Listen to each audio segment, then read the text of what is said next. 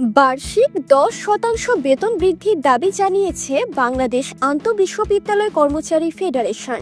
তারা চাকরিজীবীদের গ্রেড কমিয়ে 12টি এবং 1/4 অনুপাতে বেতন কাঠামো প্রণয়নের দাবি করেন। আজ শুক্রবার জাতীয় প্রেস ক্লাবে এক সংবাদ সম্মেলনে এসব প্রস্তাব তুলে ধরেন সংগঠনটির নেতারা। এ সময় তারা মোট 21টি প্রস্তাবনা দেন।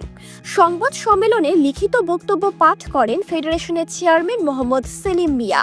তিনি বলেন, পে কমিশনের কাছে আমাদের দাবি, দেশের বাজার ব্যবস্থা বিশ্লেষণ, 6 সদস্য পরিবারের জীবনযাপন ব্যয় এবং বেতন বৈষম্যের বিষয়টি বিবেচনায় নিতে হবে।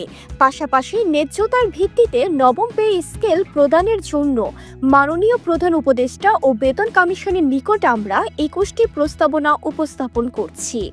তাদের দাবিগুলোর মধ্যে উল্লেখযোগ্য হল নবম পে স্কেলে সর্বনিম্ন বেতন 35,000 টাকা এবং সর্বোচ্চ 1,40,000 টাকা।